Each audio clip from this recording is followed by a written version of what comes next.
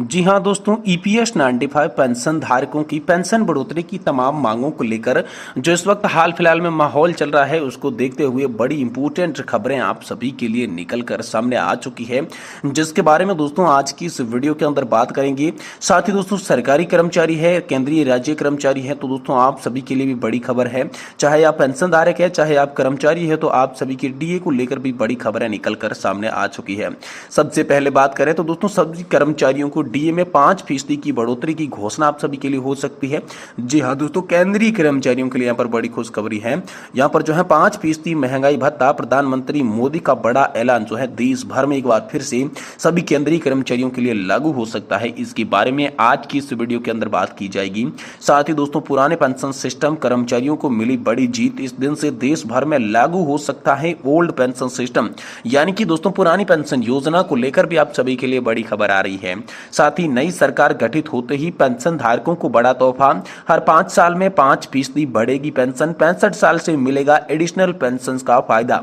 जी हाँ दोस्तों, जो लगातार पेंशन धारक थे 1 साल पर 1% की पेंशन बढ़ोतरी की जो मांग कर रही थी, उनकी दोस्तों मांग को लेकर बड़ा ऐलान है। जी हाँ दोस्तों, नई सरकार गठित होते ही आप सभी के लिए हर 5 साल में 5% पेंशन बढ़ोतरी को लेकर बड़ा ऐलान आया है, जिसके तहत अब आप सभी को 65 साल की उम्र से ही दोस्तों एडिशनल पेंशन 5% की बढ़ोतरी देखने को मिलेगी। इसको लेकर दोस्तों आज की इस वीडियो के अंदर बात करने वाली है। साथ ही साथ दोस्तों आप पेंशन धारकों के लिए बड़ी खबर निकल कर आ रही है। अब आपको 80 साल से पहले ही 20% एडिशनल पेंशन का फायदा मिलेगा। बड़ी पेंशन का फायदा पाने के लिए आपको अब 80 साल की जरूरत नहीं होगी। इससे पहले ही दोस्तों आप सभी को यहाँ पर जो है फायदा देखने को मिलेगा।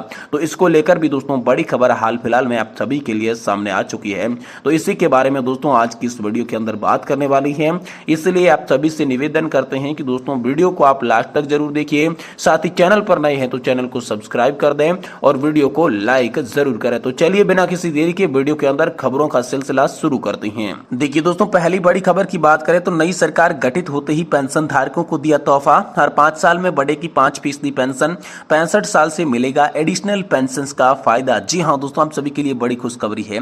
देश के 65 लाख पेंशन धारकों के लिए बड़ी खुशखबरी है।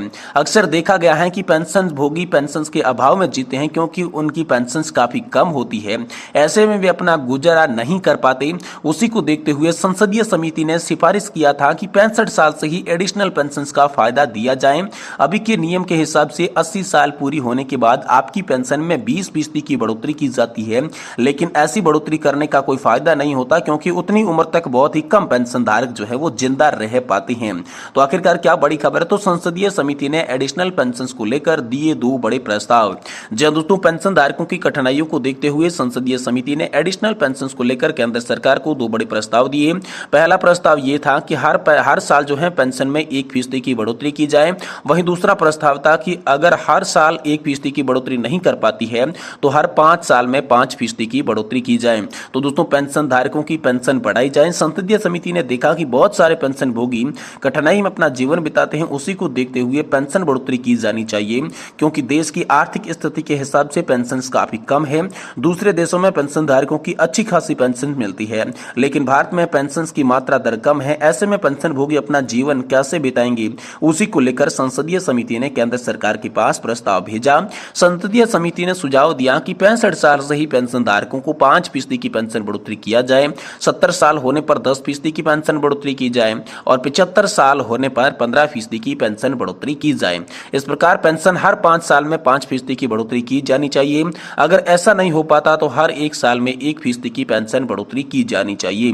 अभी के नियम के हिसाब से 80 साल पूरी होने के बाद आपको 20% की पेंशन बढ़ोतरी की जाती है, 85 साल पूरा होने से 30% की पेंशन बढ़ोतरी और 90 साल पूरी होने पर 40% की पेंशन बढ़ोतरी।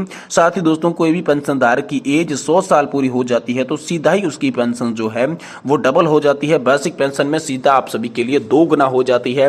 ये नियम दोस्तों लागू है।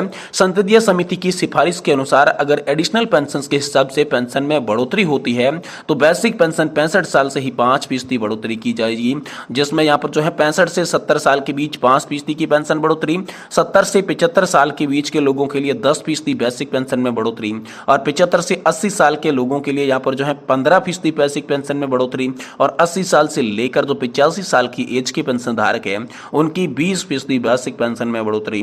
दोस्तों उदाहरण के तौर पर मान लेते हैं कि किसी भी पेंशन भोगी की बेसिक पेंशन 20,000 रुपए है, तो 5% बेसिक पेंशन में बढ़ोतरी होने के बाद पेंशन सीधे तौर पर 1,000 रुपए की बढ़ोतरी की जाएगी और उसकी नई बेसिक पेंशन दोस्तों 21,000 रुपए हो जाएगी और इसी के ऊपर आपको महंगाई भत्ते का भुगतान किया जाएगा। इस प्रकार से देखा जाए तो आपकी पेंशन में दोस्तों 2,000 रुपए की बढ़ोतरी सीधे तौर पर होती है अगर 5% की पेंशन बढ़ाई जाए। वहीं दोस्तों राज्य सरकारों के पेंशन धारकों को भी मिला इसका फायदा। जी हां दोस्तों, हिमाचल प्रदेश की राज्य सरकार ने अपने पेंशन धारकों को इस प्रकार की पेंशन बढ़ोतरी का फायदा देती है। उनकी पेंशन 65 साल से 5% की बढ़ोतरी, 70 पे 10 और साथ ही 75 साल पे 15% की वृद्धि की जाती है। लेकिन केंद्र सरकार अभी तक इसको लेकर कोई भी सर्कुलर जारी नहीं किया है। ऐसे में लंबे समय से पेंशन भोगी संगठन इस प्रकार से पेंशन में बढ़ोतरी का फायदा देने की मांग करते आ रही है।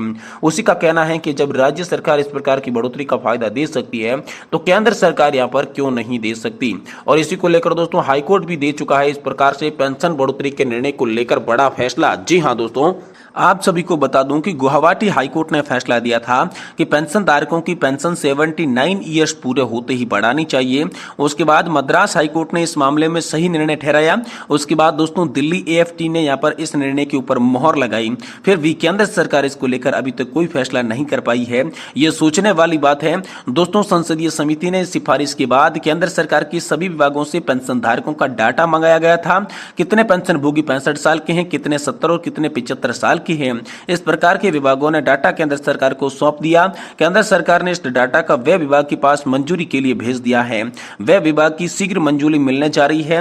नई सरकार गठन हो चुका है तो पेंशन धारकों को यहाँ पर जो है लाभ भी मिल सकता है। ऐसे में केंद्र सरकार इस फैसले के ऊपर यहाँ पर जो है मोहर लगा सकती है। लोकसभा चुनाव के नतीजे यहाँ पर आ चुके हैं, नई सरकार बन चुकी है, तो दोस्तों पेंशन भोगियों की अपेक्षा यही है कि जल्द से जल्द पेंशन भोगियों की जो तमाम मांगे हैं वह पूरी होती हुई नजर आ रही है। ये दोस्तों बड़ी खबर आप सभी के लिए आ चुकी है।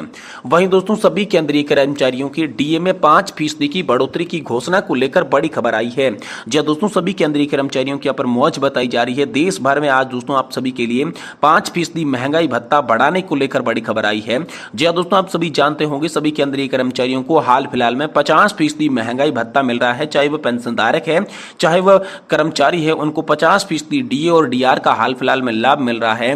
बीते 3 महीनों के एआईसीपीआई इंडेक्स अभी तक जारी नहीं हुए थे, जिसके कारण लगातार जो है लोग अड़चने लगा रहे थे कि कब तक एआईसीपीआई इंडेक्स के आंकड़े जारी होंगे, कितना हमारा डीए बढ़ेगा। तो एक अनुमान के आधार पर रिपोर्ट्स में ये देखने को मिला है कि इस बार आप सभी का जो डीए है वो 5% बढ़ने वाला है, जिससे अगर सरकार बेसिक के अंदर मर्ज करती है तो 5% से शुरू किया जाएगा। लेकिन अगर यहाँ पर 50 से आगे डीए बढ़ता है तो दोस्तों आप सभी को आने वाले समय के अंदर 55% डीए देखने को मिल सकता है। ये बड़ी खबर हाल फिलहाल में आप सभी के लिए आ चुकी है। साथ ही दोस्तों केंद्रीय कर्मचारियों के लिए पुरानी पेंशन योजना को लेकर बड़ी खबर आई है। केंद्रीय कर्मचारी संगठन लगातार पुरानी पेंशन योजना की मांग कर रहे हैं। इस बीच पुरानी पेंशन धारकों को यह लग रहा है कि अभी उन्हें पुरानी पेंशन का पैसा मिलेगा, लेकिन दोस्तों केंद्र सरकार लगातार नए पेंशन सिस्टम में सुधार को लगी हुई है और इनके बीच का रास्ता जो कि आंध्र प्रदेश का जीपीएस मॉडल है उस पर दोस्तों नई सरकार जो है वो विचार कर रही है। आप सभी के लिए एक बार फिर से देश के अंदर 50% की पेंशन आप सभी को देखने को मिलेगी, लेकिन यहां पर जो है जीपीएस मॉडल लागू करने की सरकार जो है बात कर रही है। पुरानी पेंशन दोस्तों देश के अंदर फिर से लागू नहीं की जाएगी। यह हाल फिलहाल में आप सभी के लिए बड़ी और इंपोर्टेंट खबरें निकल कर सामने आ चुकी है।